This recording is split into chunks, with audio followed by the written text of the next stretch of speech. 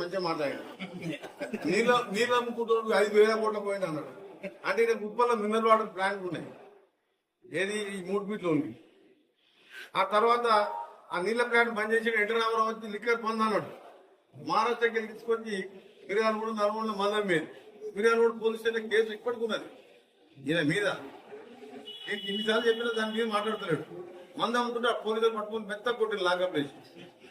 ఆ తర్వాత 3 మర్డర్ కేసుల కిరాయి మర్డర్ వల్ల మదన్మోహన్ రెడ్డి, రామరెడ్డి, బుక్షం ఇది మాట్లాడితే వెంకరెడ్డి 1,000 కోట్లు సంపాదించాడు. 1,000 కోట్లు సంపాదించి వినోద్ రెడ్డి ఇంత కిరాయి ఈయనే ఉన్నాడు కిరాయి కోసం.